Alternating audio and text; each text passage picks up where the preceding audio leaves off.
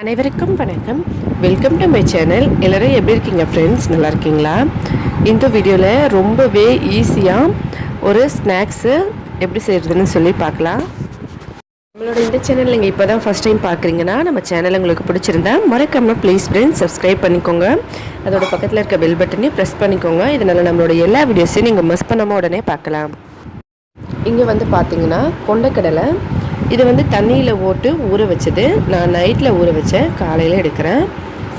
இதை ஒரு cotton towel இல்லை துணி ஏதாவது விரிச்சுக்கிட்டு அதுக்கு மேலே போட்டுக்கலாம். இந்த மாதிரி நீங்கள் இதை இந்த கடையிலும் அப்புறம் வெள்ளை கலர் கடலை இது ரெண்டுத்துலேயுமே செய்யலாம், இல்லைன்னா பட்டாணியில் கூட செய்யலாம். இந்த மாதிரி நல்லா காய வச்சுக்கணும். நம்ம ரொம்ப நேரம் இதை வந்து வெயிலில் வைக்க தேவையில்லை, அதோட ரொம்ப நேரமும் இந்த மாதிரி வைக்க தேவையில்லை. ஒரு காட்டன் துணியில் இது எல்லாத்தையும் இந்த மாதிரி போட்டுட்டு அந்த துணியிலேயே இன்னொரு பகுதி எடுத்து இதுக்கு மேலே இந்த மாதிரி தேய்ச்சி விட்டோம்னா அதிலிருந்து அந்த ஈரப்பதமெல்லாம் போயிடும். அவ்வளோதான். நமக்கு ரொம்ப நேரம் காய வைக்க வேண்டிய கிடையாது, ரொம்ப நேரம் வெயிட் பண்ண வேண்டிய கிடையாது.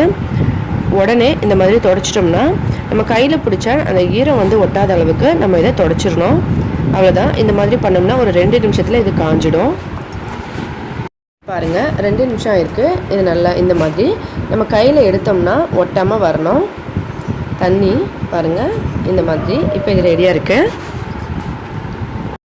ஆற வச்சுருக்கேன் இந்த கடலையை இந்த மாதிரி நம்ம வீட்டில் ஏதாவது இந்த மாதிரி இடிக்கிறதுக்காக வச்சுருப்போம் இல்லைங்களா, இதில் இந்த மாதிரி நசுக்கணும்.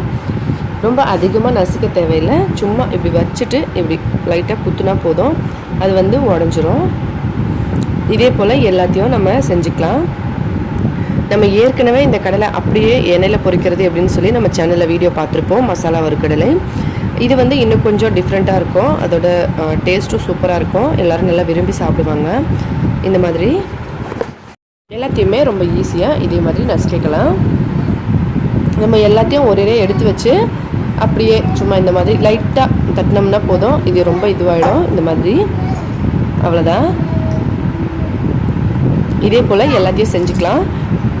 நம்ம வந்து அம்மியில் கூட வச்சுட்டு சும்மா ஒரு தடவை இப்படி இந்த பக்கத்துக்கு அந்த பக்கத்துக்கு இழுத்து விட்டோம்னா சரியாக போயிடும். ஆனால் இது வந்து ரொம்ப ஈஸியாக இருக்கும்.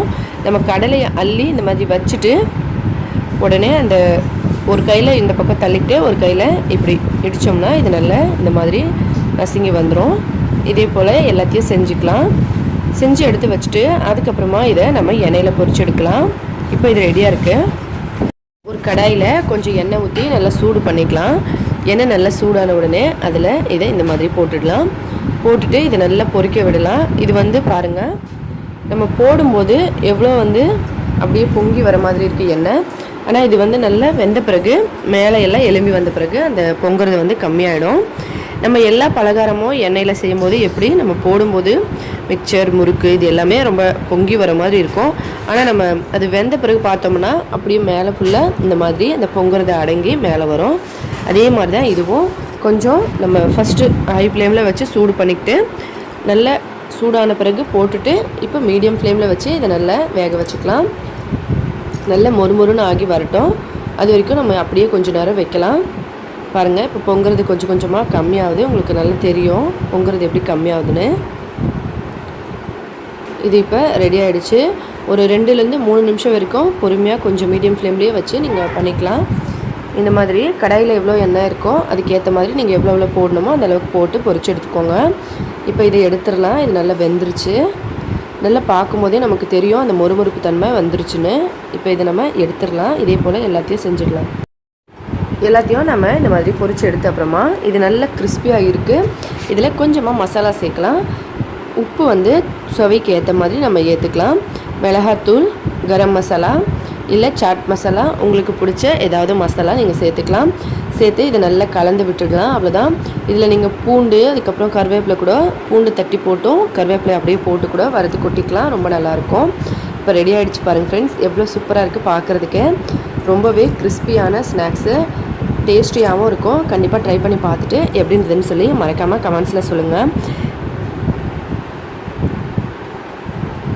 லைக் பண்ணுங்கள், ஷேர் பண்ணுங்கள், மறக்காமல் நம்ம சேனலை சப்ஸ்கிரைப் பண்ணிக்கோங்க. மேலும் இதே போல் இன்னும் பல வீடியோஸ் எல்லாம் பார்க்குறதுக்காக ஹெல்த்தியான சமையலாக வீட்லேயே சமைச்சு சாப்பிட்டு ஹெல்த்தியாகவும் சந்தோஷமாகவும் இருங்க. நன்றி, வணக்கம்.